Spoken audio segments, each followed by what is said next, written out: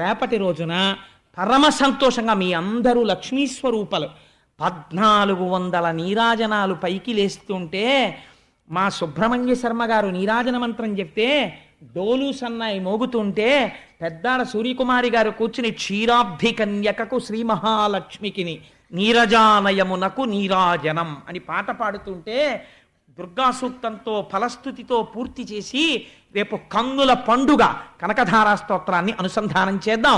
అందరూ సహకరించి, మీరు సహకరించకపోతే నిర్వహించడం కష్టం, అందంగా సహకరించి ఒక అద్భుతమైన ఘట్టము జరగడానికి రేపటి రోజున సహకరించవలసినదిగా వినమ్రుడనై ప్రార్థన చేస్తూ మనం ఒక్కసారి నిన్నటి రోజున చెప్పుకున్నామే లక్ష్మీ కటాక్షం కోసం ఇంద్రుడు చేసిన స్తోత్రం, అది ఒక్కసారి ఇవాళ కూడా పలికి వెడదాం మనం. ఎందుకంటే కళ్యాణ ఘట్టం జరిగింది కాబట్టి ఆ దేవేంద్రుడు చేసిన స్తోత్రాన్ని ఒక్కసారి పలుకుదాం.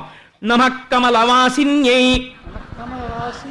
నారాయణ్యై నమో నమః నమో నమః కృష్ణప్రియాయై సతతం కృష్ణప్రియాయై సతతం మహాలక్ష్మీ నమో నమః మహాలక్ష్మీ నమో నమః పద్మపత్రేక్షణాయై చ పద్మపత్రక్షణాయై చ పద్మాస్యాయై నమో నమః పద్మాస్యాయై నమో నమః పద్మాసనాయై పద్మిన్యై పద్మాసనాయై పద్మిన్యై వైష్ణవ్యై చ నమో నమః వైష్ణవై చ నమో నమః సర్వసంపత్స్వరూపిణ్యై సర్వసంపత్స్వరూపిణ్యై సర్వారాధ్యాయై నమో నమః సర్వారాభ్యై నమో నమః హరిభక్తి ప్రదాత్రై చ హరిరక్తి ప్రదాత్రై చ హర్షదాత్రై నమో నమః హర్షదాత్రై నమో నమః కృష్ణవక్షస్థితాయై చ కృష్ణవక్షస్థితాయై చ కృష్ణేశాయై నమో నమః కృష్ణేచాయై నమో నమః చంద్రశోభాస్వరూపాయై చంద్రశోభా స్వరూపాయై రత్నపద్మే చ శోభనే రత్నపద్మై చ శోభనే సంపత్ సంపత్ త్వధిష్టాతృ అధిష్టాతృ దేవ్యై దేవ్యై మహాదేవ్యై నమో నమః మహాదేవ్యై నమో నమః నమో బుద్ధిస్వరూపాయై నమో బుద్ధిస్వరూపాయై బుద్ధిరాయై నమో నమః బుద్ధిరాయై నమో నమః యథా మాతాస్తనాంధానాం యథా మాతా స్తనాంధారాం శిశూనాం శైశవే సదా శిశూనాం శైశవే సదా తథా త్వం సర్వదా మాతా సర్వదా మాతా సర్వేషాం సర్వరూపతః. సర్వేషాం సర్వరూపః. ఇవాళ మనందరం పెళ్లివారం అండి. లక్ష్మీనారాయణులు కూర్చున్నారు సంతోషంగా. స్వామినామని చెప్తే అమ్మవారి బుగ్గలు మరింత ఎర్రబడిపోతాయి.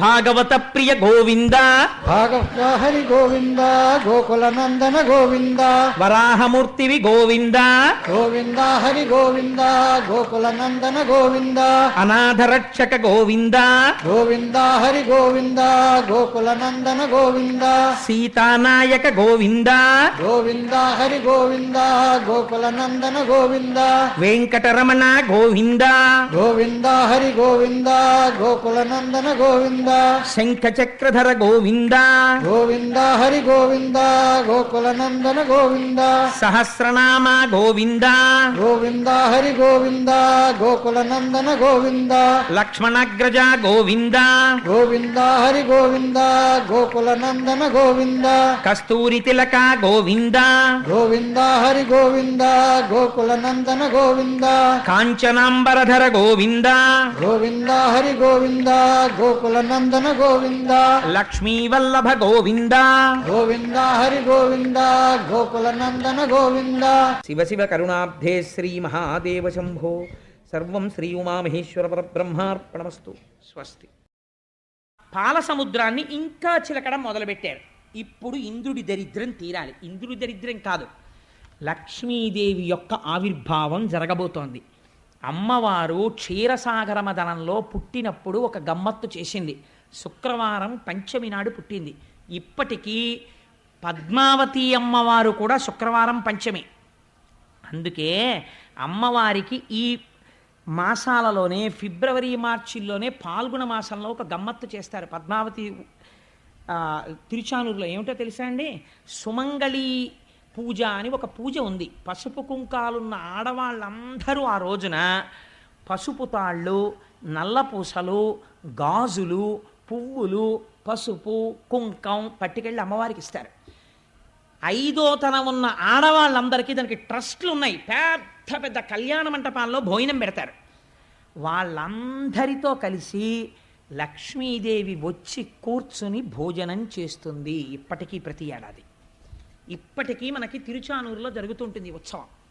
అందుచేతనే అమ్మవారి ఆవిర్భావం జరిగి రేపు కళ్యాణం జరిగిన తర్వాత కాకినాడ పట్టణంలో ఉన్న సువాసినులందరూ కొన్ని కోట్ల జన్మలు అలా పసుపు కుంకాలతో ఐశ్వర్యంతో ఉండి కుటుంబాలని రక్షించుకుని వాళ్ళు ధర్మ మార్గంలో భర్తలు ప్రవర్తించేటట్టు చూడాలనే లక్ష్మీ పూజ ఆదివారం పెట్టుకున్నాం.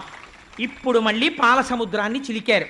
తొలుకారు మెరుగుకై వడ్డి తల్లతల్లమ్మ నిమేను మెర్రయ్య ధగధగమనుచున్ కలుముల నీడెడు చూపుల చెలువంబుల మొదలి టెంకి సిరి పుట్టెన్రుపా.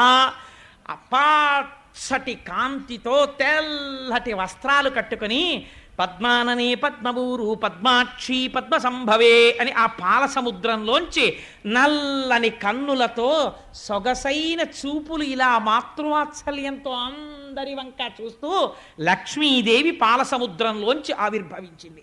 అమ్మవారి చూపులు ఎంత దిశల వరకు పడ్డాయో అంతవరకు దరిద్రములన్నీ తొలగిపోయి అందరూ ఆనందమును పొందారు. లక్ష్మీదేవి జన్మించింది. ఆనాడు పాలసముద్రం దగ్గర ఉత్సవం జరిగినట్టు జరుగుతోంది. నేను ఇక్కడ నమ్మి ఒక మాట చెప్తున్నాను. ఇవాళ ఈ ఘట్టాన్ని ఎవరు విన్నారో వాళ్ళకి కొన్ని కోట్ల జన్మలు తరమవలసిన దరిద్రం నశించిపోయింది. ఇది పరమ యథార్థం. అందుకని ఆ తల్లి